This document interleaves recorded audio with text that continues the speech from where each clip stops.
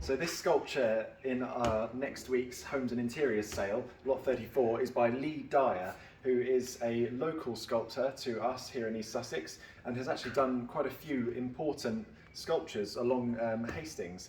One of the important ones is the Norman longboat, the front of which you can see sticking out of Hastings Beach, and another one is in Butler's Gap, which is called Octopus Attacks Rook.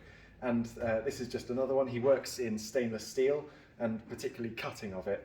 And this is a typical one of his, Bring on the Good Times. Thought that was just a really nice piece to feature from the off.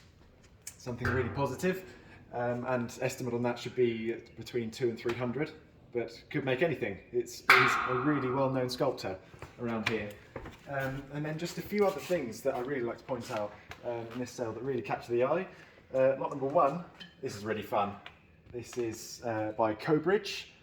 It's a piece of pottery, and the title of this one is called The Sleeper. So hopefully he'll be that in our auction. Good sleeper. He's marked on the base there as well. Really good condition as well. Nothing at all wrong with him. Just a good bit of fun. I think the estimate on that's 50 to 80. Some other things. This massive chart here, lot 87, is a physiological mannequin. It's 19th century, and all of these smaller additional parts here flip over, or some of them even have multiple layers to them as well. Just try not to crease it too much. You can see where someone's making an incision here into the leg, and that shows you the muscles, and then it's got another layer under that as well,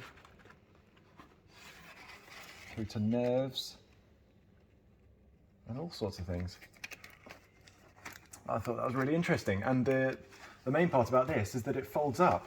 So it's in a wooden frame, folds completely, so you can carry it around and impress all your family and friends with your anatomy.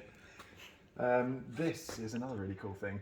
Don't see these very often. So this is lot 112, and the title of it here is Betts's Portable Terrestrial Globe.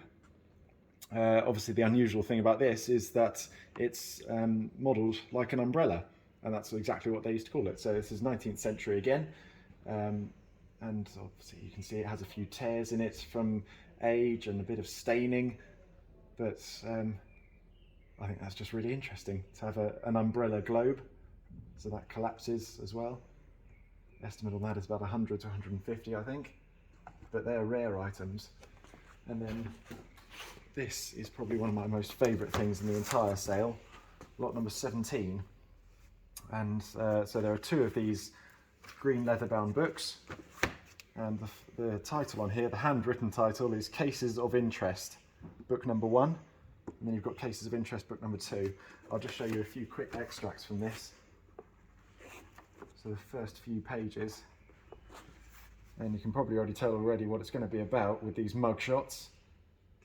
And the first title there is Coining, and this is a completely either handwritten and hand-typed account of so many different cases that this chief inspector has been through, and these are all between 1930 and 1945, so around Second War period. And these two chaps that we showed on the page before here are in this first case, and they were creating counterfeit coins. So he gives his typed account and what he found when he raided their place. Found one mould, a spoon, penknife, nail file, all sorts of things there. But it's just so interesting, all completely different cases from New Scotland Yard. It's really interesting, and they virtually all of them have those mug shots as well.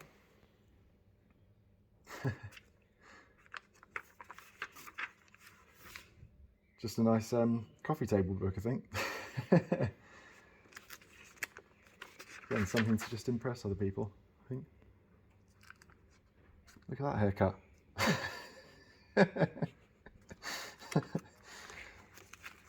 Yeah, so there's two of those those cases of interest books.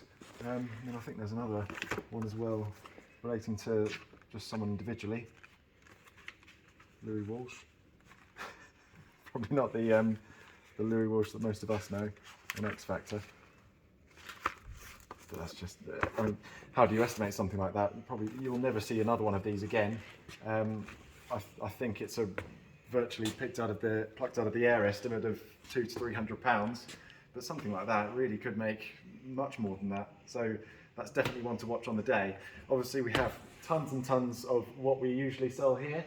There are definitely a few gems in between, but I'll leave those for you to find online.